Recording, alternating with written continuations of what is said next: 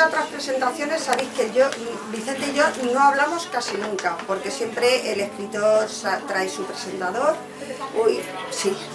quien le presente, y nosotros además siempre decimos que los protagonistas son ellos. Entonces no solemos dar nada más que las gracias, pero hoy coincide que yo creí que Ignacio iba a traer a alguien, al final como viene de fuera, venía otra cosa, pues no hay nadie. Yo la verdad es que sinceramente no me encuentro preparada como para presentar a una figura como es Ignacio, es que para nada, porque además me ha pillado todo de sorpresa, todo esto fue muy rápido, ha sido en menos de una semana. El libro cuando salió estuvo aquí, yo lo he visto pero no lo leí. ¿Para qué voy a mentir? Y ahora, hoy me he metido en YouTube, o sea, lo típico.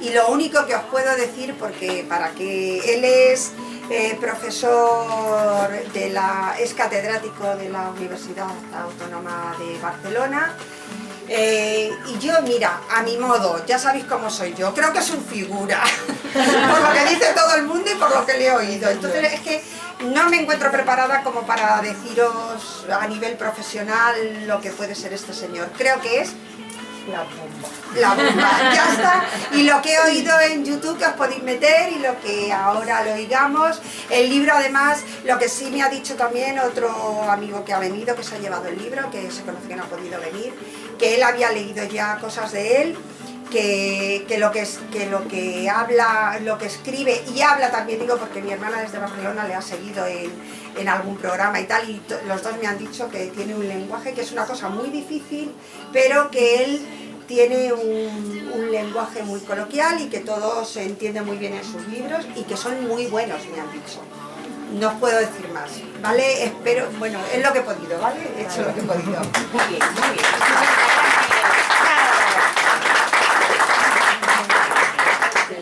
Bueno, no hay nada como tener amigos y buena gente alrededor, porque esto es una maravilla, se le pone uno por un lado. Bueno, buenas tardes a todos. No sé cómo deciros lo que me emociona estar hoy aquí.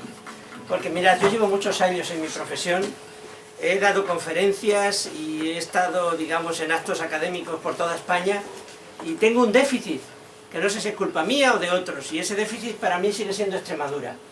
He estado relativamente poco aquí, bueno, vengo mucho porque tengo aquí mi madre, mis hermanos, y vengo mucho, y yo Extremadura para mí es algo muy importante en mi vida, y paso aquí veranos, vacaciones, etc.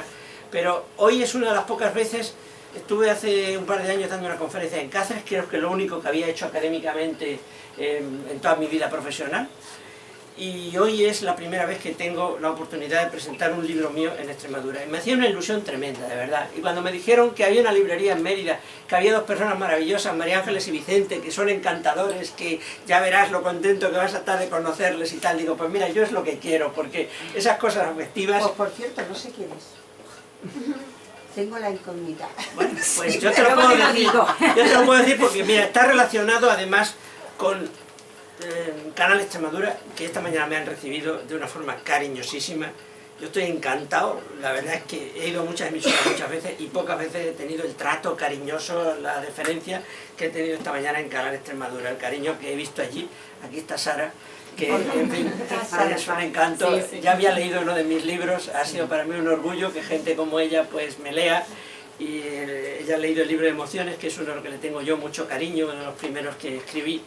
Y bueno, eso de estar en Extremadura, de estar en mi tierra, de poder aportar lo que hacemos los científicos, porque mirad, los científicos lo que hacemos es trasladar conocimiento, es decir, cosa nuestra propia hay muy poca, somos gente que leemos mucho y conocemos lo que hace mucha otra gente, muchos otros científicos. Hola, aquí nos llega nuestro amigo el músico, bienvenido.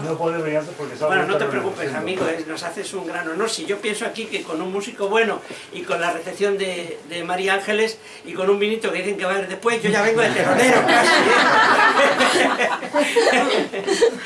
Bueno, pues mirad, para no enrollarme demasiado y cansaros, este es mi último libro, La fábrica de las ilusiones. Es el libro más de divulgación que yo he escrito, aunque estoy muy contento de los demás. Hoy precisamente me ha escrito, tengo un email aquí en el teléfono que me ha enviado mi editor de Ariel, Francisco Martínez, de Ariel Planeta, y me ha dicho que el libro anterior, que se llama Aprender, Recordar y Olvidar, que van a hacer una segunda edición. Ostras, digo, pues me pone contento porque ese es un librito un poco más duro que este, ¿no? Es más para profesionales de la educación, y el hecho de que esté funcionando me gusta. Y me gusta sobre todo pues porque es importante que se traslade el conocimiento, digamos, que nosotros tenemos en el laboratorio y en nuestras lecturas y todo eso al gran público, ¿no? Y este libro es más de divulgación. En este libro yo he volcado mucho mi interés por darle a conocer al gran público de una forma sencilla cosas complicadas. ¿Por qué se llama La fábrica de las ilusiones? Bueno, son como 60 o 70 preguntas con respuesta científica, respuesta basada en el conocimiento más actualizado que tenemos de la neurociencia, del cerebro, de la psicología, etc. Yo siempre digo, si tú este libro, y esto lo hago un poco en homenaje a los libreros que ya se merecen también ser correspondidos porque hacen un trabajo muy bueno, muy útil a la sociedad. Si tú este libro se lo regalas a alguien con los ojos cerrados, sin pensar si le va a gustar o no, no te preocupes. En este libro seguro que cualquier persona va a encontrar unas buenas pocas cosas que le interesan, que le van a venir muy bien, porque es que habla un poco de todo. Es difícil no encontrar a una persona que no encuentre ella algo que le interesa dentro de este libro. Mira, tiene muchas partes. Primero hablo del cerebro, de cómo es el cerebro, de cómo es la mente humana. Después hablo de las percepciones, del mundo de los sentidos, de cómo vemos, de cómo oímos, de cómo leemos. Hablo de la gastronomía, de cosas que le preocupan mucho a la gente, de por qué cuesta tanto adelgazar cuando uno está, vamos a decir, rellenito, para no ponernos en otra tesitura. ¿Por qué cuesta tanto dejar las drogas? ¿Por qué cuando uno fuma, pues es tan difícil dejar de fumar? Hay gente que se ha pasado media vida fumando y se va a pasar la otra media intentando dejar de fumar, ¿no? Y explico por qué es tan difícil. Y digo que hay que ser un poco más condescendiente con el fumador, y esto que me perdonen los que son enemigos acérrimos, yo no fumo, ni quiero que nadie fume, pero creo que hay que educar a la gente desde niños a no fumar. Pero el que ya está enganchado hay que comprenderlo un poquito, porque es que es muy difícil. El fumador necesita la nicotina como una persona corriente necesita comer cuando tiene hambre. Y claro, esas cosas yo las explico un poco por qué, explico también por qué es tan difícil adelgazar cuando uno lo intenta. Explico también que no hay que estar tan preocupado por adelgazar tanto, porque a veces nos ponen también modelos, digamos, que no son los ideales de superdelgadez, que ya rayan muchas veces lo que podía ser patológico, ¿no? Además yo le digo mucho a veces a las mujeres, ¿quién os ha dicho a vosotros que a nosotros los hombres lo que más nos gusta son las superdelgadas? Pues a lo mejor resulta que no. A lo mejor resulta que también nos gustan las que no son tan delgadas, ¿eh? Bueno, pues cosas de esas las explico. Y después explico también todo lo que es el mundo de las emociones y de los sentimientos. Qué son, cómo funcionan, la importancia que tienen en nuestra vida, por qué somos seres emocionales, cómo la emoción, si no le prestamos atención a los razonamientos, es la que se lleva siempre el gato al agua, la que nos hace, digamos, funcionar de una determinada manera o de otra, cómo muchas veces nos tenemos que arrepentir por haber reaccionado emocionalmente de forma inconveniente, cómo hay que hacer para evitar, digamos, que la emoción sea quien nos domine, y cómo hay que hacer para que la razón muchas veces sea la que se imponga en nuestras vidas, ¿no?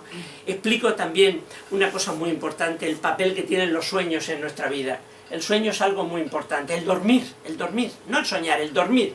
El hecho de dormir no solo sirve para descansar, sirve para muchísimas otras cosas, sirve para potenciar la memoria, sirve para organizar la información que introducimos durante el día en nuestro cerebro, sirve para crear intuición. Probablemente está en el fundamento de la creatividad. Muchas veces nos levantamos por la mañana con ideas nuevas, que no las teníamos cuando nos fuimos a dormir, que se han cuajado ahí por la noche, ¿no? Explico también la inteligencia. ¿Qué es la inteligencia? Explico que hay muchos tipos de inteligencia, que cada persona puede tener la suya, que no hay que eliminar a esa persona que le falta un tipo de inteligencia porque puede ser muy buena en un tipo diferente, que no hay que catalogar a los niños con un coeficiente de inteligencia y si no es muy alto ya pensar que ese niño nunca va a ser nadie. No, eso no, porque pueden haber formas de inteligencia que sean mucho más útiles en la vida que la inteligencia clásica, y eso no significa despreciar a quien no tiene la inteligencia tradicional, la que miden los test clásicos, ¿no? A mí me preguntan muchas veces, oye, ¿y qué es mejor, tener inteligencia analítica, esa inteligencia general que miden los test, o tener inteligencia emocional? Y yo respondo siempre, ¿y qué es mejor, ser rico o ser guapo? Y la respuesta siempre mejor es pues ser las dos cosas. Si eres rico y guapo, lo mejor. Pues cuando te hablan de las inteligencias, lo mismo. No te vas a pronunciar por una. Si además de tener inteligencia emocional, tienes inteligencia social, tienes inteligencia analítica, tienes inteligencia creativa, tienes inteligencia operativa, pues cuantas más tengas, mejor. Pero normalmente hay muy pocas personas que las tienen todas, ¿no? Y eso es muy importante en la vida. ¿Por qué digo que tenemos una fábrica de ilusiones en nuestro cerebro? ¿Por qué digo que nuestro cerebro es una fábrica de ilusiones? Pues mirad, lo digo porque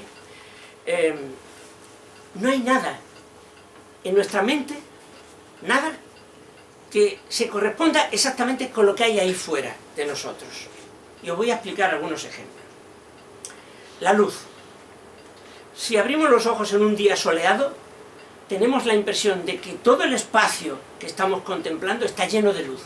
Tenemos la impresión de que la luz está ahí fuera, que existe fuera de nosotros, que existe más allá de nosotros. Y eso es mentira. Ahí fuera no hay luz. La luz está solo en nuestra mente. ¿Y qué hay entonces ahí fuera? Pues ahí fuera solo hay energía electromagnética, fotones. Pero nuestro cerebro no percibe los fotones, no percibe la energía. Nuestro cerebro lo que hace es captarla, eso sí, la energía, a través de nuestros ojos, modificarla, llevarla al cerebro, y el cerebro la convierte en luz y en colores. Y claro, hay gente que me dice, oye Ignacio, eso me cuesta creérmelo, pero eso es que entonces vivimos como engañados, creyendo que hay ahí luz y no hay. No, eso es frustrante, me dicen. Pues no es frustrante, porque mira, ¿no es mejor percibir el mundo en forma de luz y de colores, que es una forma maravillosa de percibir el mundo, que percibir la energía y las partículas y los átomos, que no sabemos ni siquiera cómo sería eso, pero seguro que sería mucho más aburrido y tosco? Pues entonces, claro, tenemos que darnos cuenta de que nuestro cerebro es así, y de que todo lo que percibimos no coincide exactamente con lo que hay ahí fuera. Tú dices, ahí fuera hay olores. Mentira, ahí fuera no está el olor. Ahí fuera lo que hay son partículas que desprende la comida caliente. Esas partículas entran en tu nariz, tú las captas, la nariz las transforma, envía esas partículas convertidas en pequeñas corrientes eléctricas al cerebro, y es tu cerebro el que crea el olor. El olor. ¿Y por qué no tenemos nombres para los olores? Porque os habéis parado a pensar alguna vez que para los olores no tenemos nombres. Una cosa siempre huele a otra, pero no tienes un nombre normal. Esto huele a rosas, esto huele a alcanfor, esto huele a quemado, esto huele a libro nuevo, pero un nombre no tiene. Sin embargo, para los colores tenemos nombres: verde, azul, amarillo. Para las notas musicales tenemos nombres: do, re, mi, fa, etc. ¿Y por qué para los olores no tenemos nombres? Para los gustos tenemos nombres: salado, amargo, dulce, etc. Pero para los olores no. ¿Y por qué? Pues mirad, porque los olores han evolucionado para que distingamos qué es lo que huele. Lo importante es saber qué es lo que huele, no a qué huele. Y hay miles y millones de cosas que pueden oler. Si tuviéramos nombres para los olores, esta librería no tendría libros suficientes para el diccionario tan gordo que necesitaríamos para los nombres de todos los olores. El olfato no es un sentido analítico, no ha evolucionado para saber cómo son las cosas, sino para saber qué son las cosas. Cuando huele a algo digo, huele a quemado, algo se está quemando, pero ese olor no me dice cómo es lo que se quema. Muchas veces incluso ni siquiera sabemos de dónde viene el olor, ¿no? Es complicado. Y claro, esas explicaciones yo las doy en el libro para que la gente entienda por qué las cosas son como son y no son de otra manera. En el libro explico también que la gente se equivoca cuando se hace preguntas del tipo, ¿me engaña mi cerebro? ¿Nos engaña el cerebro? Y yo le hago reflexionar a la gente diciendo, oye, mira, el engaño está en la pregunta misma. Cuando tú dices, me engaña mi cerebro, ¿quién eres tú? ¿Eres algo diferente a tu cerebro? Y si eres algo diferente a tu cerebro, ¿qué eres? Los huesos, la piel y los músculos que están ahí cuando tú quitas el cerebro y lo dejas aparte como si fuera una cosa diferente. Y entonces yo hago reflexionar a la gente para que todo el mundo se dé cuenta de que somos nuestro cerebro, de que básicamente somos nuestro cerebro y la mente que ese cerebro crea. Tenemos un cerebro compuesto de 80.000 millones de neuronas. 80.000 millones. Eso no hay quien lo cuente. O sea, seguro que es una barbaridad. Y ahí está todo lo que somos. Ahí están nuestras percepciones, ahí están nuestras sensaciones, ahí están nuestras emociones y nuestros sentimientos, ahí está nuestra memoria, ahí está nuestra capacidad de razonar, nuestra capacidad de planificar el futuro, nuestra capacidad de enamorarnos. Porque, ¿y el amor? ¿Qué es el amor? ¿Es algo que esté ahí fuera? No, es otra ilusión. Es una maravillosa ilusión que crea el cerebro también. Y la crea el cerebro. El amor no está ahí fuera. No hay cestas o estanterías que tienen amores, como los libros están ahí, que yo los puedo coger, ¿no? Yo no voy a coger. El amor lo crea el cerebro. Ahí fuera hay personas que actúan de una forma, de otra, que tienen una forma, que tienen una manera de comportarse. Y gracias a eso, mi cerebro crea el amor. Es decir, que el amor es otra ilusión, pero es una ilusión maravillosa, claro. Es una ilusión fantástica. Y me tengo que preocupar porque vivo de ilusiones, porque la mayor parte de lo que percibo en todo el día, desde que me levanto hasta que me acuesto, es ilusorio. No, no, eso es fantástico. Es una forma más bonita y mejor de entender el mundo, de relacionarnos con el mundo, que si estuviéramos percibiendo directamente la materia, la tosquedad de la materia. Es decir, el cerebro es un órgano increíble. Es el órgano más complejo que existe en el universo conocido. Es el que nos hace ser absolutamente todo lo que somos. Cuando yo os hablo, por ejemplo, de eso que os comentaba hace un momento, de los sueños, quizás recordéis todos esa película que vimos hace muy poco, que se llamaba Enigma, ¿verdad? Enigma es la película del que inventó el primer ordenador, Alan Turing, el inglés. ¿Por qué lo inventó? Pues porque el gobierno británico le pidió que por favor inventara una máquina, creara una máquina para descubrir el código secreto que utilizaban los alemanes en sus conversaciones para los ataques y todos los movimientos bélicos, ¿no? Y claro, ¿qué tenían para descubrir el código? Pues tenían 200.000 mensajes cifrados, codificados, que habían captado por la radio, pero es lo único que teníamos. Y claro, hay que sacar de esos 200.000 mensajes el código. ¿Dónde está el código? Pues en algo que deben tener todos y cada uno de esos 200.000 mensajes. ¿Puede un cerebro humano meterse en la cabeza 200.000 mensajes, analizarlos para ver lo que tienen en común? Eso no lo puede hacer un cerebro humano, conscientemente, al menos. Uno no se puede sentar a una mesa, por muy listo que sea, y decir, venga, tráeme la lista de los mensajes, que los voy a analizar uno a uno, a ver qué tienen en común y dónde está el código secreto. No. Pero una máquina sí que lo podía hacer. Y Turing la inventó y la creó, y fue el primer ordenador. ¿Y qué hacía esa máquina? ¿Recordáis la película? Era una máquina muy grande, nada que ver con los ordenadores pequeñitos que hoy podemos tener. Era una habitación entera llena de aparatos. Pues bien, esa máquina, que funcionaba además, bueno, pues como un coche antiguo, se le iban metiendo todos los mensajes que se recibían de los alemanes, y la máquina tenía una instrucción que decía, veme poniendo ahí aparte todo lo que tienen en común cada uno de los miles de mensajes que te van a ir entrando.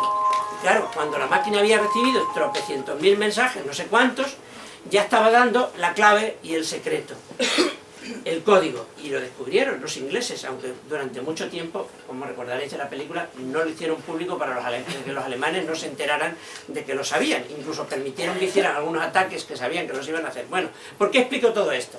Pues explico todo esto porque nuestro cerebro, cuando dormimos, hace lo mismo que el ordenador de Turing.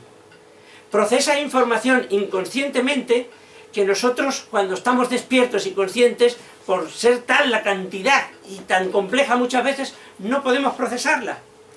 Le da vueltas y vueltas, y se ha descubierto que el cerebro, cuando dormimos, extrae regularidades y reglas ocultas en la información que tenemos. Reglas de todo tipo, matemáticas, lógicas, de muchos tipos. Y por eso muchas veces cuando despertamos, ostras, tenemos ideas nuevas. Y esto, claro, ideas nuevas, oye, que claro, no salen de cualquier sitio. Salen de que tú has estado dándole vueltas en los días anteriores a alguna información, la has estado introduciendo en tu cerebro, y por la noche tu cerebro la ha procesado de una forma que tú, despierto y consciente, no puedes hacer. Entonces te viene al día siguiente. Fijaros, Mendeleev, el descubridor de la tabla periódica de los elementos químicos, siempre dijo que él estuvo muchos días dándole vueltas a los elementos químicos para hacer la tabla y que no era capaz de hacerla. Y una noche se despertó sobresaltado a medianoche y dijo, ya está, ya lo tengo. Y la tenía. Su sueño le había proporcionado las claves para hacerlo. Y entonces ya pudo explicarla, es decir, su cerebro había recogido la información que durante el día él había ido introduciendo de aquí y de allá, y de sus pensamientos, y de sus lecturas, y de su trabajo, y había desarrollado la tabla periódica de los elementos. El sueño es brutal. Yo estoy convencido de que buena parte de eso que en la educación llamamos, o en el mundo del arte llamamos intuición y creatividad, está muy relacionado con el trabajo que hace el cerebro cuando dormimos. Hablo de una enorme cantidad de cosas. En el libro, pues por ejemplo, yo me pregunto, ¿somos libres para tomar decisiones? Porque está muy de moda que se diga, no, nuestro cerebro se nos adelanta. Que nuestro cerebro no se nos adelanta, porque nosotros no somos nada diferentes a nuestro cerebro, somos nuestro cerebro. Y si el cerebro nos engañara, en realidad no nos engaña, porque nosotros no somos otra cosa que nuestro cerebro. En cualquier caso se engañaría a sí mismo. A sí mismo. No es posible que el cerebro engañe a nadie más. Eso hay que saberlo, hay que entenderlo. Otra cosa que explico en el libro, y estoy dándoos unas pinceladas variadas para que veáis que el libro es muy diverso, es la mente de los animales, de nuestras mascotas. Tienen pensamientos como los nuestros, piensan como nosotros. Fijaros, los humanos tenemos una capacidad muy especial, que no la tiene ningún otro tipo de animal. Somos seres conscientes, pero somos además conscientes de que somos conscientes. Es decir, pensamos y nos damos cuenta de que pensamos. Eso es una propiedad muy elevada del cerebro humano. Un perro probablemente piensa, pero ¿piensa que piensa? ¿Os imagináis a vuestro perro sentado en el sillón del comedor diciendo, ahí va, soy un perro y pienso, tengo capacidad de pensar, me doy cuenta de las cosas que pasan? Yo ahí no creo que llegue ningún perro, quizás ningún animal. Quizá ningún animal llega a eso. Pensar sí. ¿En qué piensa un animal? ¿En qué piensa mi gato? ¿En qué piensa mi perro? Pues en sus cosas, en la comida que le damos, en que llegas a casa y lo acaricias, en sus cosas, en los otros perros, en los otros gatos, en el comer, ¿no? En lo que sea, ¿no? Pero claro, lo que no podemos hacer es atribuirle a los animales muchas cosas que a lo mejor no son ciertas, ¿eh? Hay que tener cuidadito. Porque, por ejemplo, un señor decía, ay, lo que me quiere mi perro, me está todo el día acariciando la mano, lamiéndola. Y viene otro señor y le dice, no, que yo he descubierto que a los perros lo que les gusta mucho es el sudor salado de la piel de la mano. De nada que te quiera, es que está el hombre ahí, tal. Pero vamos a ver, claro que te quiere a su manera un perro, o tu mascota, o tu gato. Pero yo hay una cosa que digo siempre, vamos a ver, es que hay personas que parece que quisieran que para que tratáramos bien a los animales, pues fueran tan listos como nosotros. Y no hace falta. O es que vamos a tratar mal a nuestros animales, a nuestras mascotas, porque no sean muy listos. Es que entonces, si tuviéramos que tratar mal a los que no son muy listos, tendríamos que tratar mal a muchas personas también, ¿verdad? No es solo una cuestión de los perros y los gatos.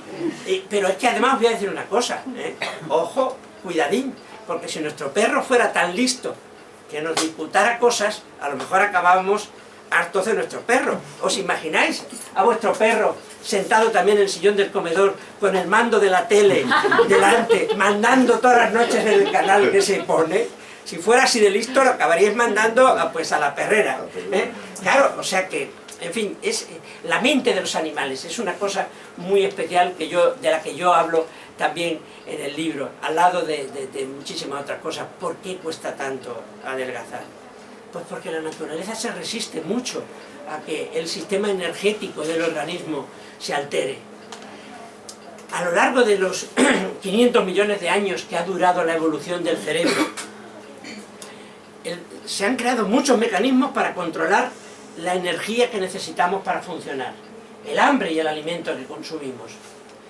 Y son mecanismos alternativos. La naturaleza se ha preocupado de que si falla uno, entre en funcionamiento otro, y si falla el segundo, entre el tercero. O sea, hay muchas cosas en nuestro organismo que controlan el hambre que tenemos y lo que necesitamos comer.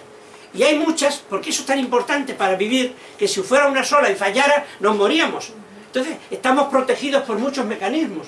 Es como si alguien tuviera que levantarse al día siguiente porque tiene una cita muy importante para un trabajo o algo así, y no se fiara de su despertador, de que sonara. Porque si no suena, no llega a tiempo y pierde el trabajo. Y entonces, además de un despertador, pusiera 2 o 3, y además llamara a un amigo para que le dijera, oye, llámame mañana a tal hora. Y además, es decir, tuviera varios mecanismos para que si falla uno, funcione otro. Y de esa manera garantice que pase lo que pase, él va a estar despierto a la hora conveniente. Pues nuestro cuerpo está organizado en miles de mecanismos hormonales, neurales, de todo tipo, para que el hambre funcione siempre y el metabolismo energético trabaje siempre. Y muchas veces los tratamientos para adelgazar suponen alterar uno de esos mecanismos. Y cuando lo alteramos, ese mecanismo sí está alterado, pero entonces se dispara otro alternativo para que el que ha dejado de funcionar sea compensado. Y por eso cuesta tanto, muchas veces, adelgazar, ¿no? Hoy por hoy lo único que podemos hacer para intentar adelgazar, pues son las cosas que todo el mundo sabe. Ejercicio y comer lo menos posible. Claro, sí, ya sé que es lo que dice todo el mundo, pero es que es una verdad como un templo, ¿no? Pero voy a decir una cosa, el ejercicio es buenísimo no solo para el cuerpo, también para la mente. Cuando hacemos ejercicio, el cerebro, las neuronas, fabrican una sustancia muy especial, que es como una especie de lubricante para que funcione bien el cerebro.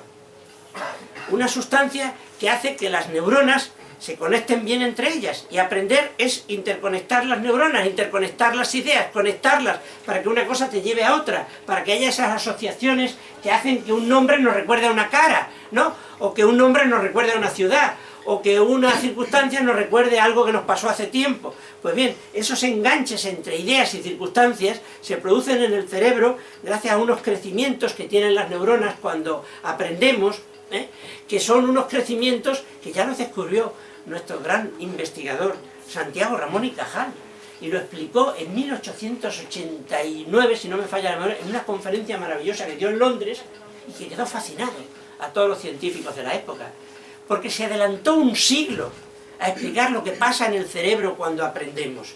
Un siglo, y eso es lo que caracteriza a los genios, que se adelantan a su tiempo en entender las cosas. El gran público, los mortales normales y corrientes, vamos a entender las cosas hoy, y los genios ya las entendían hace 50 años, o 100, o lo que sea. Y hoy sabemos bien lo que pasa en el cerebro cuando aprendemos. ¿Y por qué olvidamos?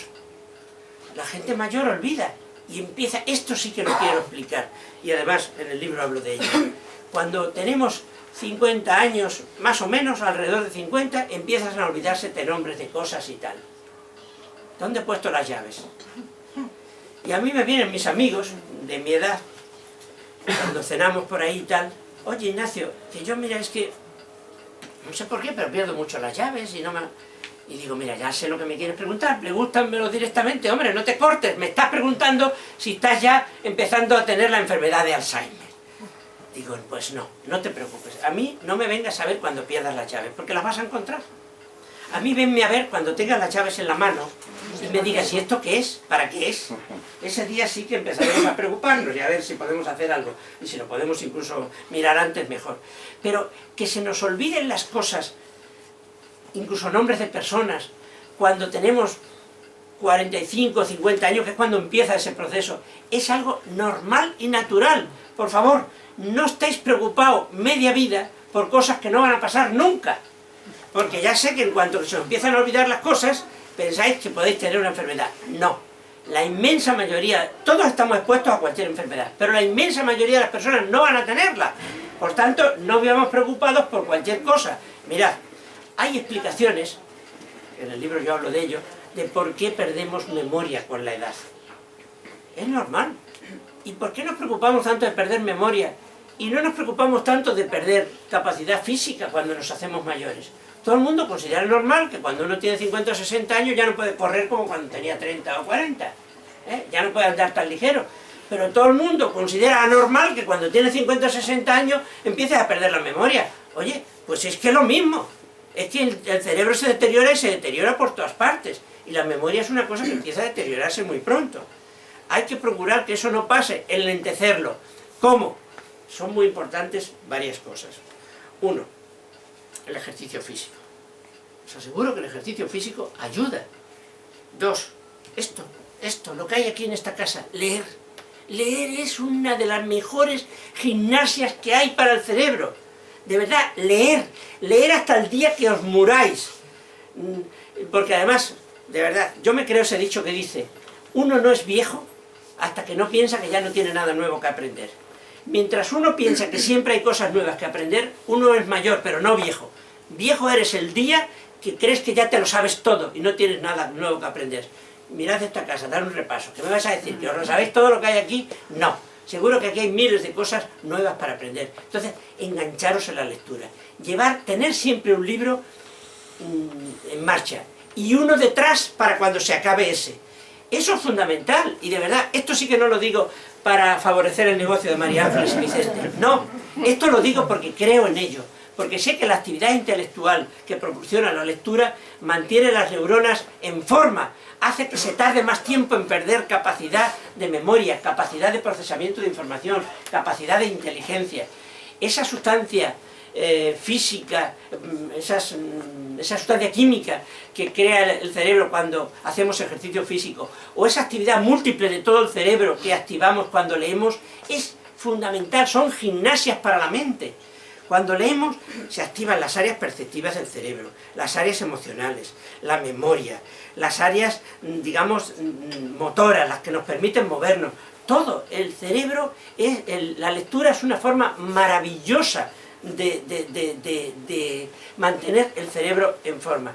Y eso es lo único que podemos hacer, amigas y amigos, porque todo tarde o temprano se acabará deteriorando.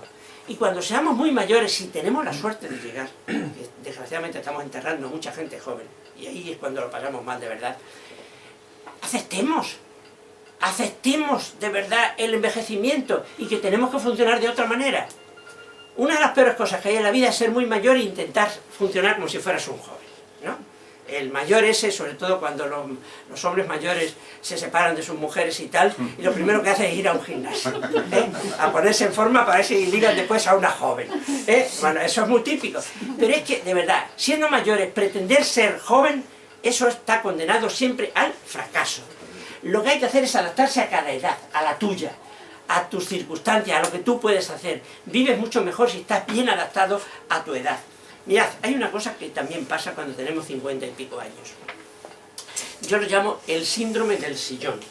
¿Por qué? Porque a esa edad muchas mujeres y hombres en la casa empiezan a decir, estos sillones que tenemos en el comedor o en la sala de estar son ya muy antiguos, son muy incómodos, tenemos que cambiarlos y poner nuevos. No es cierto. Eres tú el que has cambiado, es tu cuerpo el que ha cambiado.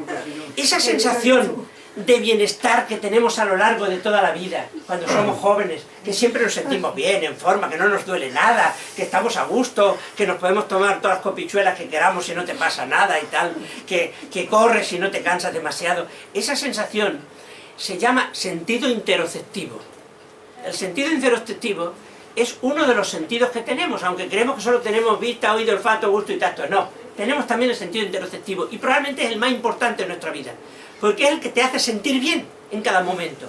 Mirad, cuando tú estás a gusto, estás cómodo, no sientes dolor, no sientes malestar, te encuentras bien con tu cuerpo, ese es el sentido interoceptivo que está funcionando muy bien. Pero el sentido interoceptivo falla, por ejemplo, o funciona de otra manera y te hace sentir mal cuando, por ejemplo, tienes fiebre. ¿Recordáis cómo nos sentimos cuando tenemos fiebre? ¿Verdad que estamos muy mal? O cuando te has bebido unas cuantas copas de más la noche anterior y tienes la resaca del día siguiente. ¿Verdad que el cuerpo no lo tienes igual y que estás muy incómodo, muy a disgusto? Ese es el sentido interoceptivo funcionando. Pues bien, cuando nos hacemos mayores, el sentido interoceptivo falla también. Y ya cuesta mucho más sentirte cómodo en cualquier posición. No son los sillones, es tu cuerpo que le cuesta más y tienes que aprenderlo. No te gastes dinero en nuevos sillones porque luego dirás, nos hemos gastado 2 o 3 mil euros en nuevos sillones y resulta que esto sigue igual. ¿Qué pasa aquí? Me siento igual de incómodo. No, hay que buscar otras fórmulas. Hay que buscar otras fórmulas. Y siento, amigos, deciros que sí, que cuando nos hacemos mayores, una parte importante de nuestra vida suele ser, ya a partir de ahí, hasta el día que nos vamos, intentar recuperar ese confort que hemos tenido cuando éramos jóvenes y que se empieza a perder y que lo buscas por todas partes. Lo buscas intentando cambiar tu alimentación, intentando hacer ejercicio físico, intentando, pues, qué sé yo, irte de vacaciones, y claro, hay que aceptar un poquito que las cosas ya no van a ser como antes. Y cuando somos mayores, pues hay que tener en cuenta eso, que démosle gracias a la vida, o a quien queráis darle gracias, de que has llegado a mayor, porque eso es un privilegio. Joder, el otro día le explicaba yo a mi madre en San Vicente, todas las personas que conocí yo cuando yo era un niño, y le iba repasando todos esos personajes, vecinos, amigos del pueblo y tal, y todos están muertos, y al final cuando se lo expliqué todo a mi madre, con 86, 87 años, me dice, ay, vea hijo, pues yo soy una privilegiada. Me dijo, hombre, claro que eres una privilegiada, sigues todavía viva y toda tu gente ha muerto, así que siéntete contenta aunque te duela la espalda y aunque todavía tengas muchas cosas que son propias y lógicas de la edad. O sea, tenemos que saber envejecer. Envejecer bien no es nunca intentar vivir como cuando eras joven, es aceptar. Cada época de la vida tiene su manera de vivir, sus motivaciones, sus cosas buenas y sus cosas malas, y hay que saberla encontrar en cada etapa. Otra cosa que yo le digo mucho a los mayores, y está reflejado eso en muchos apartados de este libro y de los otros que he escrito, pues es que aprovechemos la tercera edad. Aquí veo mucha gente joven, quizás esto no procede para todo el mundo, pero aprovechemos la tercera edad, hay que aprovecharla, no hay que hundirse. Por ejemplo, los nietos, sí, hay que quererlos, hay que estar con ellos y tal. Oye, pero que los nietos no te arruinen la tercera edad, ¿eh? Porque la tercera edad es muy bonita para viajar, para leer, para ir con los amigos, para pasar veladas con los amigos y tal, para jugar a las cartas, para lo que sea, y para muchas cosas para aprender a tocar un instrumento, aunque aprender a tocar un instrumento es una cosa muy difícil y requiere muchos años, pero bueno, solo con intentarlo ya te lo pasas bien. Aprender una lengua nueva, que ya no lo haces como cuando eras muy joven y querías aprender de verdad inglés o chino o lo que sea, ya sabes que de mayor nunca lo vas a aprender bien, pero te lo vas a pasar bien yendo a unas clases de chino o de inglés o algo, vas a aprender un poquito, vas a tener el cerebro activo, etc. Y todas esas cosas hay que hacerlas. No, hoy este soy yo, pero no lo voy a coger ni mucho menos, nada de nada. Se me ha olvidado apagarlo, perdonadme. Bueno, pues eso, que hay que saber envejecer. Hay que saber envejecer y hacerlo bien. Yo solo os he dado unas pinceladas aquí de las muchas que explico en este libro. De verdad que vais a encontrar de todo, muchas de las cosas que sé que os preocupan, que preocupan a la gente en general. Y vais a encontrar explicaciones científicas, y vais a encontrar explicaciones actualizadas. Y de verdad, vais a aprender mucho. Yo este libro lo recomiendo encarecidamente, y es un buen libro no solo para comprárselo para uno mismo, sino para regalar. Para regalar es importante, pues eso, ofrecerle a un amigo algo que sabes que le va a interesar. En fin, podía haber hablado de muchísimas cosas, pero de verdad que no quiero cansaros más. Leed los que estéis interesados en el libro, y si no queréis leer el libro, porque no queréis comprarlo, por lo que sea, pues yo tengo aquí, mi colega lo sabe, pues muchas cosas en internet que son gratuitas, abiertas, que las podéis consultar en cualquier momento. Tengo un blog en investigación y ciencia, en Twitter estoy, Ignacio Morgado B, me podéis encontrar ahí en muchos de los artículos que publico, por ejemplo en El País y por ahí, pues luego los pongo ahí para que estén al alcance de todo el mundo que me quiera seguir. Y sobre todo hay una cosa que quiero ofreceros, de verdad, muy sinceramente a vosotros, queridos paisanos. Si venís a Barcelona y me queréis visitar, yo estaré encantado de recibiros en mi Universidad Autónoma de Barcelona. Está un poquito fuera de Barcelona, hay que tomar un tren y viajar durante una media horita, pero yo recibo allí y os invito, si venís un día por allá, a tomar algo, a un café, si queréis a comer, a ver mi laboratorio. Y otra cosa, si eso ya es mucho pediros, y porque está lejos y porque no es fácil pues transportarse al otro lugar de la península y tal, escribidme, de verdad, mi correo es muy sencillo, ignacio.morgado@uab, en minúscula, universidadautónoma.es. Si me escribís, estaré encantado de contestaros a vuestras preguntas, a las comunicaciones que me hagáis, a lo que sea. Y en fin, yo con esto acabo mi discurso, y ahora, de verdad, si tenéis alguna pregunta, yo estaré encantado de responderla, si puedo. Pensad que nunca hay malas preguntas, solamente hay malas respuestas, pero malas preguntas o preguntas, digamos, incorrectas, no suele haber ninguna. Así que adelante si alguna cosa queréis preguntarme.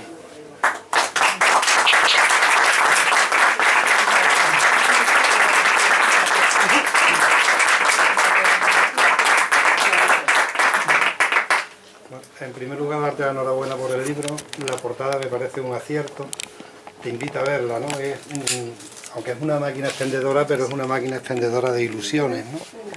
Exacto, así es. Exactamente. Y fíjate en el subtítulo, que yo insisto mucho en él. Cuando conocemos más cómo somos y por qué somos como somos, nos hacemos mejores personas. Y eso es lo mejor que nos puede pasar en la vida, ser buenas personas. Yo a mis hijos es lo único que les pido. Quiero que seáis buenas personas. Todo lo demás ya no me importa tanto. Yo te quería hacer una pregunta. Hay veces que estamos dormidos y de golpe, como por un impulso, te despiertas. Te despiertas con una idea, o en este caso con un verso, ¿no?, en la cabeza, y tienes la necesidad de escribirlo. Hay veces que te levantas porque la necesidad es tan grande que lo escribes porque piensas que en otras ocasiones te ha sucedido que se te va a olvidar, y lo anotas porque crees que es la idea más clara del mundo, o el verso más bonito del mundo, ¿no? Vale, luego cuando te despiertas al día siguiente y lo lees, pues te das cuenta en el 99% de los casos que es una cosa normal. Y luego hay otras sensaciones que te despiertas y dices, bueno, ya mañana lo escribo. Entonces yo pregunto, ¿el cerebro es capaz de discernir y decirte, no, mira, no te levantes, que no te merece la pena escribir ese verso, porque es una tontería? Es que claro, es que hay veces que te sucede que tienes una necesidad imperiosa de hacerlo, y otras veces dices, bueno, ya mañana lo hago, no sé. Bueno, puede depender un poco de la importancia que tiene aquello que te ha surgido, ¿no?, mentalmente. Yo recuerdo siempre la anécdota, que no sé si es cierta, pero como dicen los italianos, si no ne vero ben trovato, ¿no? Dicen que al gran Albert Einstein, en una ocasión le preguntaron, maestro, ¿usted cuando le viene una buena idea, ¿usted qué hace? ¿La anota en un cuaderno? Pues la graba en algún sitio, se la apunta donde sea. Dice, mire usted, yo cuando tengo una buena idea, no se me olvida. O sea, como diciendo, no necesito apuntarla en ningún sitio, en absoluto, ¿no? ¿Y eso qué significa? Eso significa que Sara ha leído mi libro de emociones, y eso significa que la emoción es uno de los mecanismos más fuertes que tenemos para grabar las cosas importantes de nuestra vida en la memoria. ¿Qué cosas, fíjate, de nuestro pasado hay cosas que recordamos y cosas que no recordamos? ¿Cuáles son las que recordamos? Las que nos emocionaron.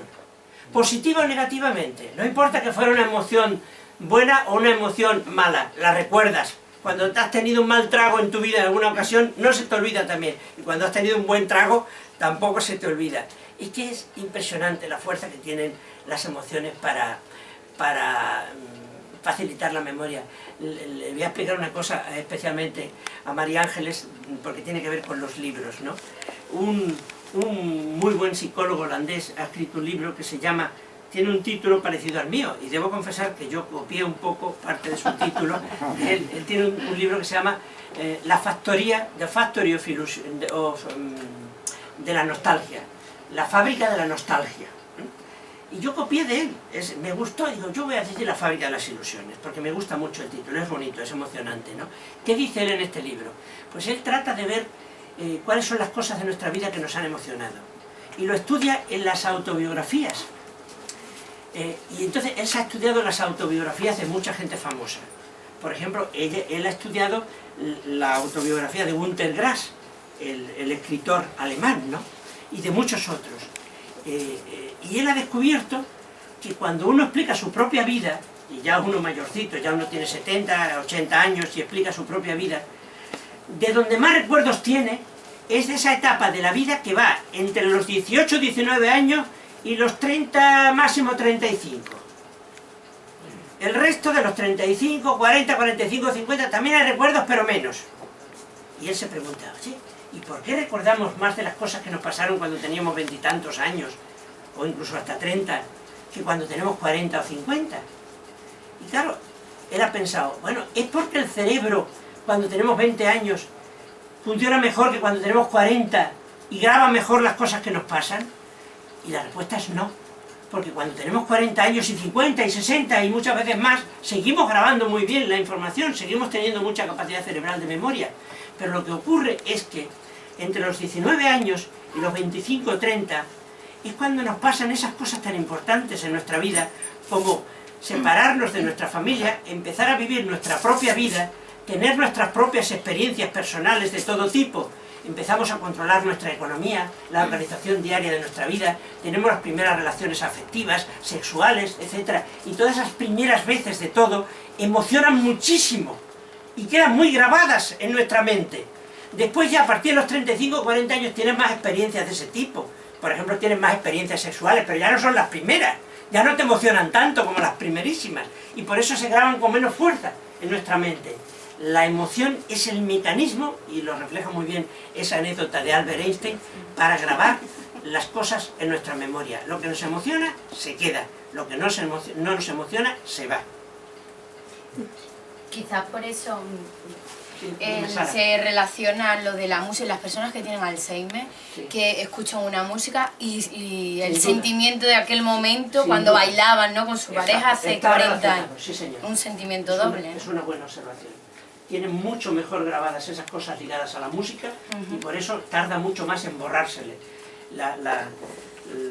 En el cerebro hay una estructura que se llama el hipocampo, está aquí, detrás de las orejas, que es la clave de la memoria. Y desgraciadamente, a partir de los 50 años, esa estructura empieza como a encogerse.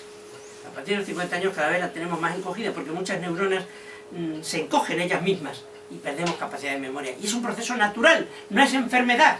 Es el envejecimiento de todo el cerebro. También envejece la piel y también perdemos de otras cosas, pero hay que aceptarlo, ¿no? Y entonces esas cosas que están muy bien grabadas son las últimas que se desenganchan. Y por eso a una persona, incluso con Alzheimer, la música le puede evocar recuerdos afectivos muy importantes de su vida. Oye, Sí, ay, perdón. sí, María Ángeles. ¿Por qué, por ejemplo, cuando hay emociones malas de cuando eres pequeño y tal, hasta la Sí. adolescencia y tal, luego hay emociones buenas, pero te cuesta mucho ser feliz por las emociones malas?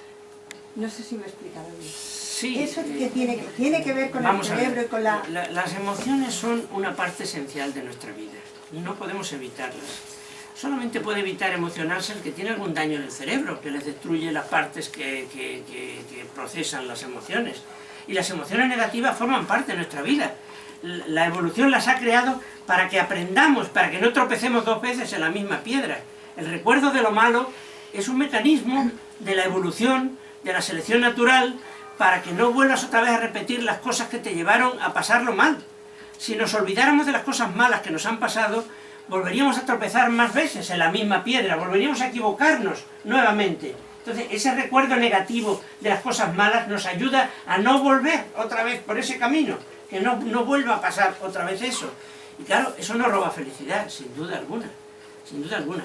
Pero mirad, yo voy a decir dónde está el secreto, no de la felicidad. Porque lo de la felicidad, a mí no me gusta hablar de felicidad porque es una cosa muy etérea, muy de momentos. En una película de Alfredo Landa, que él hacía de detective privado, iba un señor que era homosexual, esto no tiene nada que ver con la homosexualidad, pero era un señor homosexual que le pregunta a su detective, al que le estaba pidiendo que le investigara si su pareja le hacía el salto con otro, y le dice al detective, le dice, ¿usted cree en la felicidad? Y le responde Alfredo Landa, ya sabe usted lo genial actor que era, ¿no? Le dice, mire usted, dice, yo he tenido 2 o 3 momentos buenos en mi vida, de ahí no paso.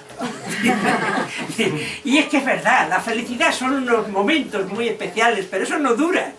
Y no sé si durara mucho, si lo resistiríamos, ¿no? Pero, por ejemplo, la felicidad del enamorado adolescente, bueno, eso es mejor que pase pronto. ¿Verdad? Si eso durara mucho, uno acababa hecho polvo. Hoy te voy a querer toda la vida. 18 meses ha calculado una psicóloga norteamericana, que suele durar en el mejor de los casos, ese amor pasional de los 17 años o 18, ¿no? Bueno, pues yo creo en el bienestar. Porque el bienestar sí que es algo que podemos mantenerlo más a lo largo de nuestra vida. Y hay una clave muy importante del bienestar. El bienestar radica en no tener estrés. ¿Qué es el estrés? El estrés, cuando tú estás nervioso, malhumorado, tenso, a disgusto, etc., y vas a un amigo y te dice el amigo, oye, eso que tienes es estrés. O a lo mejor te lo dice el médico también, eso que tienes es estrés. Ojo, cuidado, no me engañe usted. Porque cuando tienes estrés, que te digan que lo que tienes es estrés, es como si vas al dentista con dolor de muelas y te analiza el dentista la boca y te dice, mire usted lo que tiene es dolor de muelas. Y oiga, pero me está usted tomando el pelo. Yo he venido aquí a que me diga usted por qué tengo dolor de muelas, no a que me diga usted que tengo dolor de muelas, eso ya lo sé y lo sé además muy bien. Entonces, cuando tú tienes estrés, no te tienen que decir que lo que tienes es estrés. Lo que tú quieres que te digan es por qué tienes estrés. Porque el estrés no es nunca la causa de lo que te pasa, el estrés es lo que te pasa. ¿Y lo que te pasa qué es? Pues eso, que estás nervioso, malhumorado, angustiado, medio enfermo, que no te aguantas a ti mismo, eso es el estrés. ¿Y por qué tenemos estrés? Pues mirad, yo os voy a dar una clave muy importante. Lo explico también en el libro. Si os lo explico todo, al final no lo compraréis. Porque María Ángeles no tendrá después ningún negocio. Tendré estrés. Bueno, mirad, la clave de verdad está... Bueno, yo no voy a ponerme ya en quien tiene la mala suerte de tener una enfermedad y lo va a pasar mal, pero voy a prescindir de esa situación. La clave está, para no tener estrés, está en equilibrar en la misma balanza nuestras emociones y nuestros razonamientos. Os he dicho de una forma más prosaica para que me entendáis. Está en equilibrar lo que queremos con lo que podemos. Si os paráis a pensar cuando tengáis estrés, ¿por qué tenéis estrés? Vais a encontrar algún aspecto de vuestra vida, sea el económico, sea el de la salud, sea el del ocio, sea el de los amores, sea el de las relaciones con los amigos, vais a encontrar algún desequilibrio entre lo que queréis y lo que podéis. Siempre lo vais a encontrar. Por ejemplo, mirad, cuando tú tienes mucho trabajo, tener mucho trabajo no es la causa básica del estrés. La gente cree que tener mucho trabajo es la causa del estrés. Y cuando tienes mucho trabajo, lo acabas y te sale bien, no tienes estrés ninguno. Luego no es el mucho trabajo la causa del estrés. La causa del estrés es tener más trabajo del que tú puedes hacer con el tiempo que te has propuesto trabajar. Hay dos cosas, lo que quieres y lo que puedes. Lo que quieres es acabar todo el trabajo. Y lo que puedes es trabajar nada más 2 horas porque el resto quieres irte al bar con los amigos. Ahí está el problema, en ese desequilibrio. ¿Cómo se arregla eso? Pues mirad, eso se arregla de una de dos formas. O te propones hacer menos, justo lo que puedes con el tiempo que estás dispuesto a trabajar, o te propones dejar de ir al bar y trabajar más horas y acabar todo. Cuando consigues el equilibrio, se acabó el estrés, ya te sientes muy bien. Otro ejemplo, cuando eres infiel a tu pareja. Cuando eres infiel a tu pareja, eso es un sinvivir. Porque claro, sí, claro. Por un lado, tu emoción te lleva a esa otra persona. Y eso es pasional, ¿no? Pero tu razón te dice que está mal engañar a tu pareja. Y eso es un lío, ¿ves? Es otra forma de decirlo, un lío, el desequilibrio emoción-razón. Quieres una cosa y tu cuerpo te pide otra. ¿Eso cómo se arregla? Solamente hay dos formas de arreglarlo. Y hay que arreglarlo porque de verdad si no acabas enfermo, ¿eh? Si no acabas enfermo. Mantener cualquiera de estos desequilibrios en la vida es la fuente de estrés más importante que os podáis imaginar. ¿Cómo se arregla? Bueno, pues una de dos. O dejas a esa otra pareja, pues arreglándotela, buscando la fórmula y razonando como te dé la gana, y volviendo con la tuya y se acabó. O encontrando una razón por la cual tú eres infiel. Una razón que te justifique a ti mismo. Pues porque no voy a ser infiel si mi pareja también me lo ha hecho otras veces, si además no me trata bien, si siempre saca todos mis defectos delante de mis amigos, si tener una pareja como la que tengo a mi lado no es nada de apoyo, sino todo lo contrario, es alguien que te va reflejando tus debilidades continuamente por todo el mundo. Es decir, si encuentras una razón por la que tú debes de tener otra pareja, pues a lo mejor te acabas calmando en tu mente. No digo que esté bien, digo que tú consigues el equilibrio, y cuando consigues el equilibrio, se acabó. Si tú quieres tener un chalet muy caro y no ganas suficiente dinero, pues ¿cómo arreglas ese desequilibrio? Pues una de dos, o te conformas con una casita más sencillita, con un apartamento más sencillo en la playa, o te pones a trabajar horas extras donde sea para ganar más dinero y poder comprar el chalet. Pero mientras estás queriendo una cosa y pudiendo otra, eso es desequilibrio emoción-razón, y esas son las fuentes del estrés. Y con la salud pasa lo mismo.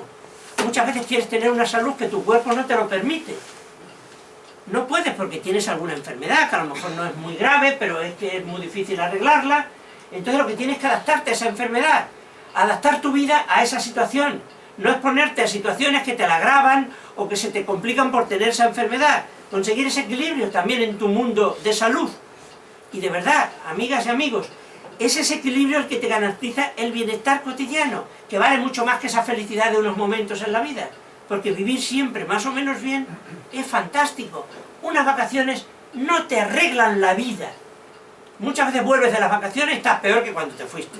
Lo que te arregla la vida es arreglar tu día a día, para que tu día a día, cada día, sea más o menos equilibrado y estés más o menos bien. Y no lo estés pasando mal. A lo mejor no estás súper feliz cada día, pero estás más o menos bien. Te arreglas bien con tu pareja, te llevas bien, con tu trabajo te propones unas horas de trabajo que puedes con ellas, con tu salud te propones pues cuidarte un poquito. Cuando todas esas cosas las equilibras, eso te da bienestar. Y esa es la clave del bienestar. Y no el pretender grandes cosas, vacaciones, que me toque la lotería, que no sé qué, tal. No, no nos engañemos. Hay cosas que nunca las vamos a conseguir. Y si estamos todo el día persiguiendo algo que nunca vamos a poder conseguir, seremos toda la vida unos infelices y nunca tendremos un cierto equilibrio y un cierto bienestar. Aprendamos a conocernos más, porque cuando nos conozcamos más viviremos mejor. Y cuando vives mejor contigo mismo, también vives mejor con los demás.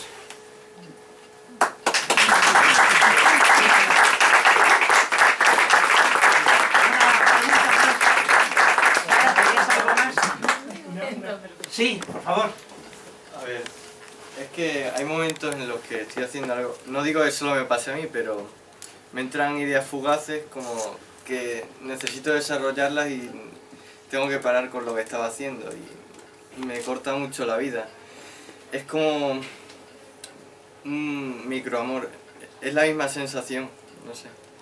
Pues si tienes una idea buena en un momento determinado, te entusiasma y te anima, ánimo, adelante muchacho, es que eres joven, tienes la vida por delante, desarrollala. Esa idea, que a lo mejor ahí está tu futuro. Siempre tiene alguna flaqueza, entonces el hilo que unía la idea conmigo se rompe. Entonces... Nada, no tengas miedos, de verdad.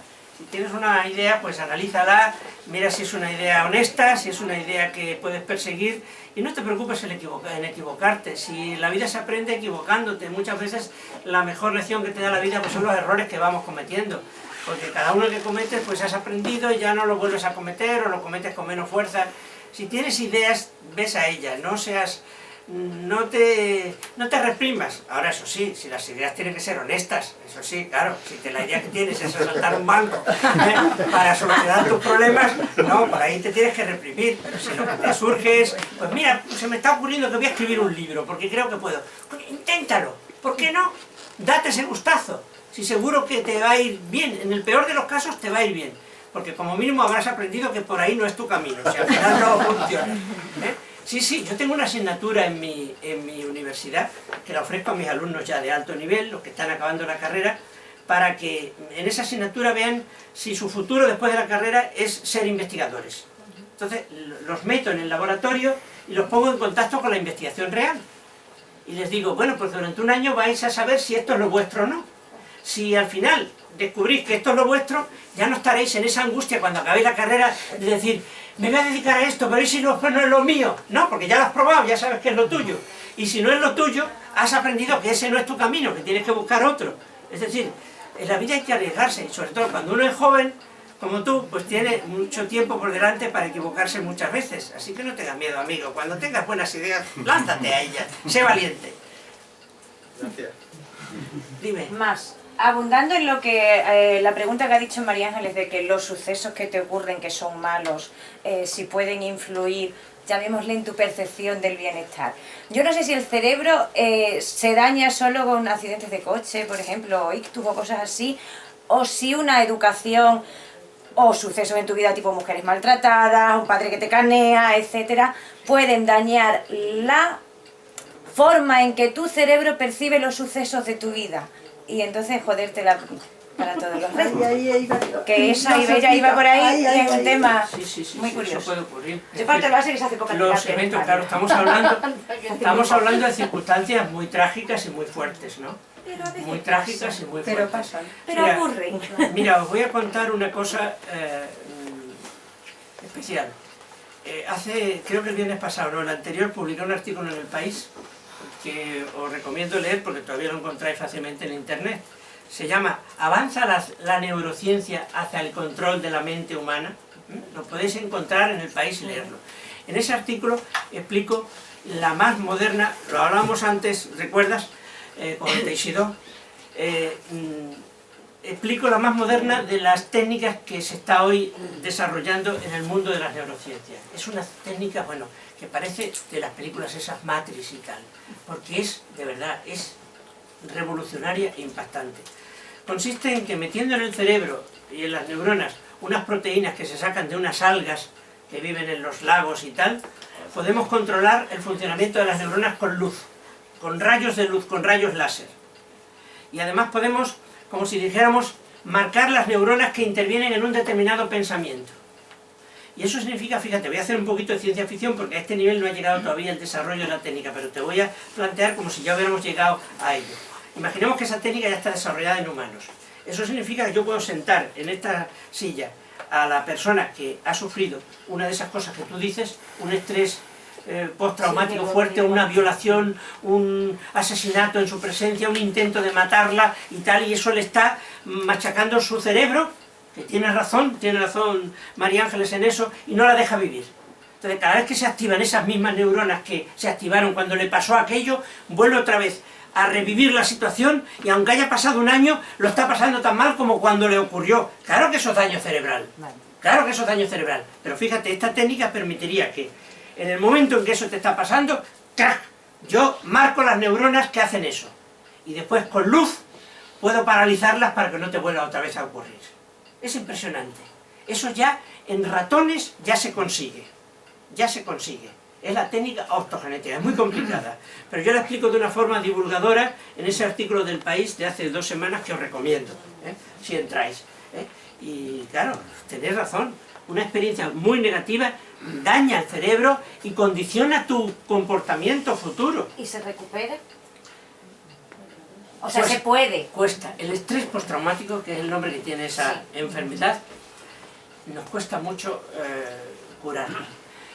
Ocurre muchas veces que las personas que han tenido una chica que ha sido violada, por ejemplo, de forma cruel y tal, a punto de matarla, además, después de un tratamiento largo a lo mejor se recupera. Pero ¿cuál es el problema? Que la recuperación no es del todo cierta. Al cabo a lo mejor de un año le viene otra vez. Pasa un año sin tener ese estrés, sin volver otra vez a esos pensamientos, y de repente ahí tiene recaída. Lo mismo que ocurre con la adicción, ¿verdad? Que lo que hablábamos antes de Emilio, que estudia mucho la conducta adictiva. Muchas veces has curado a un adicto y le vuelve otra vez la adicción al cabo de un tiempo, lo cual significa que la curación no fue radical y buena, solamente hiciste ahí como un descanso, vamos a decirlo así. Tenéis razón, las experiencias muy negativas dañan el cerebro, pero claro, las experiencias negativillas de la vida ordinaria no son tan crueles, no te hacen tanto daño y las superamos mejor. No, que no sabía yo si era solo un tipo que te entre un chungo y o tengas un accidente y te tengan que amputar una parte, o yo qué sé qué. Sí, señor. Amigos, ¿alguna pregunta más? No os cortéis, que yo estoy aquí para vosotros, si no tengo ninguna prisa, la que tenga aquí la jefa. Yo no tengo ninguna prisa.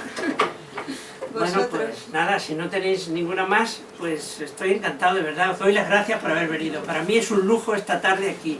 De verdad que llevo muchos años en la actividad, digamos, cultural y científica, y os puedo asegurar que esta tarde, para mí, Oye, por favor, aquí... ¿te quieren hacer una pregunta? No, pero es que es muy tarde, es que No, por... me da cosa por ti. Estoy encantado, vaya. No, es que con relación a lo que has hablado ahora, me gustaría si nos pudieras explicar de forma sencilla el proyecto que hay en Estados Unidos, que me parece el proyecto Sí, estrella. se lo dirige además un del científico mapeo español, Rafael Yuste. Porque parece ser que va a haber un cambio, un antes y después de todo esto. Bueno, pues vamos a ver. Voy a ser un poco crítico con ese proyecto. Ese proyecto de BRAIN, que significa cerebro en inglés, lo ha desarrollado Obama, y yo creo un poco por envidia de un proyecto equivalente que hay en la Unión Europea que se llama el Blue Brain también, que es un proyecto que pretende como hacer un mapa de todo lo que pasa en el cerebro. Aquí en Europa yo he participado indirectamente en él, conjuntamente con unos compañeros científicos de Madrid, y eso consiste en que todo lo que vamos investigando lo vamos metiendo en una especie de ordenador gordísimo, y ahí ese ordenador lo arregla todo y lo mapea todo y te da una imagen global de todo lo que hay conectándolo todo. ¿Cuál es el problema? 2. Primero, nadie está seguro de que esa forma de trabajar nos vaya a dar la solución para curar las enfermedades mentales, que es lo más importante que tenemos entre manos. Porque hemos aprendido mucho del cerebro, pero humildemente os digo que nuestro gran pecado, nuestro gran déficit es que todavía no curamos nada del cerebro. Seguimos sin curar el Alzheimer, seguimos sin curar el Parkinson, seguimos sin curar el Corea de Huntington, seguimos sin curar el autismo, seguimos sin curar la depresión, seguimos sin curar la anorexia. Ninguna de las enfermedades del cerebro somos todavía capaces de curarla. Y ese es nuestro gran pecado. Entonces, estos señores creen que a lo mejor eso de meterlo todo en un ordenador y el ordenador te va a dar la respuesta a todo eso. Muchos desconfiamos de que eso pase, porque ya además se lleva mucho tiempo investigando y no ha salido nada todavía especialmente importante. Y segundo problema, y más gordo, que esos proyectos se llevan la mayor parte del dinero que hay para investigación. Se llevan el trozo del león. Y entonces hay muchos científicos que están protestando. Dice, oiga, no me deje usted a mí sin nada para dárselo todo a ese proyecto. Imaginemos que hay, qué sé yo, 1.000 millones de euros para investigación. Pues ese proyecto va y se lleva 900 millones. Claro, eso no puede ser. Es un solo proyecto que además no está claro que vaya a darte la solución a los grandes problemas que tenemos planteados en ese tipo de ciencia, se lleve casi todo el dinero. Y esa es la crítica. Y han salido aquí en Europa cantidad de científicos escribiendo manifiestos en contra de ese proyecto, sobre todo por la parte económica, porque se llevan casi todo el dinero. Y no han dado todavía resultados como para justificar que se tengan que llevar tanto dinero. Y ahora viene Obama, intenta... No, pasó un poco con el genoma también, que tardó muchísimos años en dar resultados, ¿no? Y también se llevó muchísimo dinero. Y fíjate, y todavía también tenemos que criticar al genoma. Pero cuando no tardó tanto el proyecto Genoma, tardó en el año 89, empieza en España el proyecto Genoma prácticamente oficialmente, y en el año 2000 está todo terminado, cuando se esperaba terminar el 2015. O sea que es un salto enorme. Sí, Lo que pasa es que lo del proyecto Cerebro es un proyecto que es considerar que el todo va a ser la suma de las partes. Exacto. Y eso no es verdad. Exacto, ahí yo te doy la razón totalmente. Eso nunca es verdad. Y bueno, de lo que nos podemos sentir orgullosos es que Obama ha nombrado a un español para dirigir ese macroproyecto, Rafael Yuste, un científico norteamericano, español que está afincado en Norteamérica, ¿no? Pero ya digo, muchos somos un poco escépticos con respecto a que eso sea la solución. Os voy a decir otra cosa, y tú lo sabrás igualmente, y el otro compañero médico que tenemos por aquí, me parece que hay varios médicos, pues también me dará la razón. Muchas de las fórmulas que hoy tenemos para curar enfermedades se han descubierto por casualidad. No han sido resultado muchas veces de grandes proyectos de investigación. La penicilina fue iba a decir un churro, bueno, alguien que se dejó por allí unos portas con unos productos y de repente se vio que allí habían unas células que se morían y no se esperaba eso. Claro, también hay que tener en cuenta una cosa, esos descubrimientos azarosos que han ocurrido en la historia y que nos han permitido descubrir cosas muy importantes para curarnos como la penicilina, tampoco ocurrieron en un taller de carpintería, ¿me entendéis lo que quiero decir? Ocurrieron en un laboratorio de investigación biológica. Claro, estaban allí en la cosa. Pero quiero decir que a mí me preguntan muchas veces los periodistas, oye Ignacio, ¿cuándo vamos a curar el Alzheimer? Sobre todo porque todo el mundo está cagadito con ese tema, ¿no? Y claro, y lo que quieren es sacarte una cifra, una fecha. Y tú te resistes, pues mira, no lo sé, ¿qué tal? Pero vamos a ver, pero... insisten, ¿tú crees que a lo mejor en cosas de 7, 8 años tal? Oye, es que mira, que no lo sé, porque esto es muy complejo, estamos tal...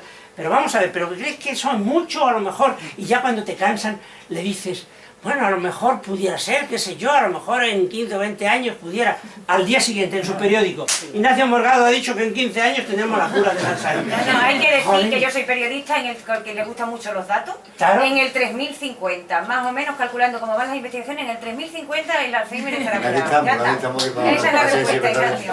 Así. Para el 3050. Pues, ¿qué quieres que yo te diga? Y de verdad que le tengo mucho aprecio a los periodistas, no es que yo los quiera criticar, ellos intentan hacer lo mejor que pueden su trabajo y saben que la gente lo que quiere son respuestas de ese tipo. Pero lo que sí le puedo yo decir a la gente es, mira, no te preocupes, aunque yo no tenga ahora una idea de cuándo se va a curar el Alzheimer, tampoco puedo negar que a lo mejor mañana alguien descubra algo y se cure pasado. No lo puedo negar, pero por favor no me pongas ahí que he dicho que se va a curar pasado mañana. ¿Entiendes? Porque lo que te he dicho es otra cosa muy diferente. Y claro, pero de verdad, nuestro pecado, el pecado de todo esto, es que no curamos enfermedades mentales todavía. Y eso no solo lo digo yo, lo dicen científicos amigos míos de Estados Unidos y de tal, que sienten la misma preocupación. Y se ha invertido mucho dinero en investigar el cerebro. Y sabemos mucho sobre el cerebro, cómo funciona. Y ese conocimiento es muy importante, y probablemente la base para conocimientos del futuro que nos ayudarán a curar cosas. Pero de momento todavía no. Y quién sabe si nos estamos equivocando y si estamos desviando dinero hacia una parte que no es la mejor para acabar por descubrir cómo curar las cosas, que es lo que la gente quiere. Y tampoco, claro, no quisiera ahora que algún científico, colega mío, me dijera, oye, que te has puesto muy negativo ahí entre el gran público, porque también es cierto que hay en muchos laboratorios del mundo, pues yo diría miles de compañeros que están luchando a ver si descubren cosas, que están investigando lo mejor que pueden y que saben, que están haciendo grandes esfuerzos. Pero el gran problema, el gran drama de la investigación científica es que buena parte de lo que investigamos no sale después. Y a lo mejor hemos invertido mucho tiempo y mucho dinero. Y no os podéis imaginar la frustración y las noches sin dormir que te da la investigación cuando has dedicado muchos años de tu vida a una cosa y al final no te sale. Los chavales, sobre todo los más jóvenes, cuando hacen sus tesis doctorales y no salen los experimentos, o lo que hemos hecho no le gusta a quienes nos evalúan para publicar y tal, se llevan unos disgustos tremendos. Unos disgustos tremendos. Estás allí pendiente del ordenador a ver si el referee, el revisor de Estados Unidos te dice que le gusta tu trabajo y que lo van a publicar. El día que te dicen eso, ves el cielo. Yo ya como soy mayor y ya he pasado por esa etapa, ya me da lo mismo un poco con lo que me diga. Bueno, siempre me gusta que me digan que sí, pero ya no sufro tanto. Pero los chavales jóvenes que están empezando, los que están haciendo su tesis doctoral y tal, lo están pasando muy mal si las cosas no salen, porque es difícil la investigación. De cualquier forma, la practicidad del descubrimiento científico nunca la sabemos.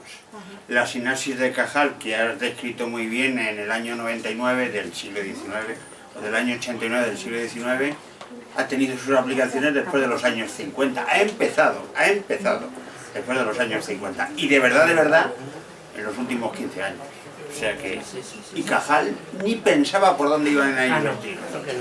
Y Cajal decía, hay que investigar, hay que descubrir, las aplicaciones ya las encontrará otro. Sí, eso también ha sido una actitud. Y bueno, algo de verdad tiene. Y de hecho así nos ha ido bien. Sí. A la humanidad me refiero. Nuestro maestro en neurociencia es el padre de la neurociencia. Sí, padre. Y en fin, gracias a todos, de verdad, ha sido un placer grande, ¿no?